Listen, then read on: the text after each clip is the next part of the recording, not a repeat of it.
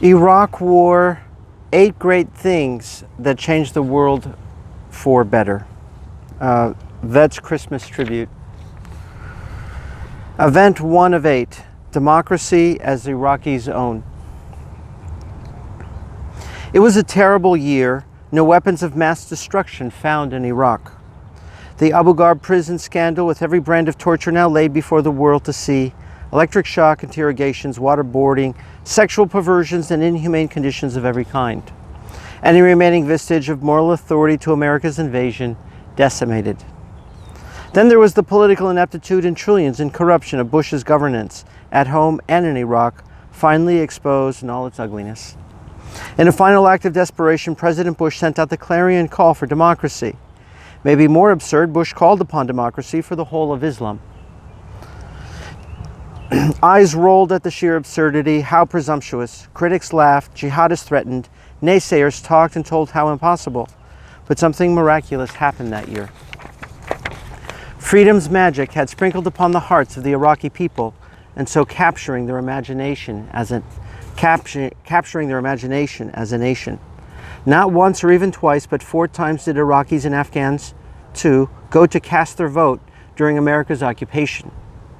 Their choice, monster warlords on the one side, or petty corrupt politicians of the worst kind on the other.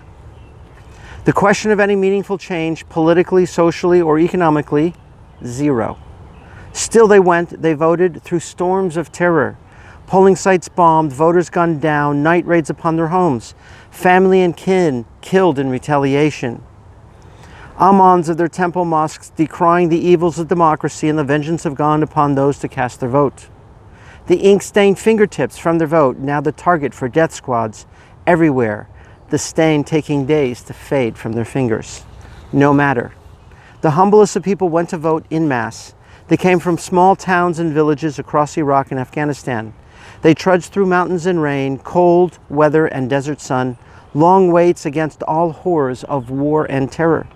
They did so once, twice, thrice, and 4 times, each time seemingly more meaningless over the first vote cast just years before. Why? Why bother? For some reason, they felt it a privilege, a sacred duty, to raise their voice for a democracy they could now call their own. All punishment of terrorists, war, and hell was somehow a smaller concern to their lives than this simple vote. Imagine how sacred the cause to them. Betrayals of the U.S. invasion stood second. The dreadful choice of candidates and stuffed ballot boxes stood second. Death squads stood second, as did the talk of hell by imams. All held second to the call for democracy. The magnificence of their dedication lay buried under screaming headlines about war and corruption. But never has democracy been made more sacred, more historic, and more inspiring than in the trenches of death and absurdity of these humble votes of the Iraqi and Afghanistan people. My dear veterans, I salute you on behalf of these voters of the Iraq and Afghanistan. Their stand for democracy, offering America a redemption that matters maybe most of all. Their vote now cast your fight as true liberators against the worst of tyranny.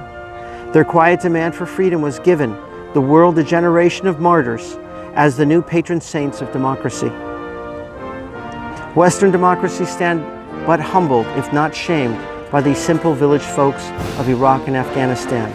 They were the poor and broken, the hunted and tortured citizens of the high mountains and low deserts. But this only served to school us further in the ways of freedom's true patriot, as only Islam could. Your fight cleared the way for these great people as history's most magnificent vote. Your sacrifice honored in their commitment to freedom's choice and this new era of democracy for their people. That is event 1 of 8.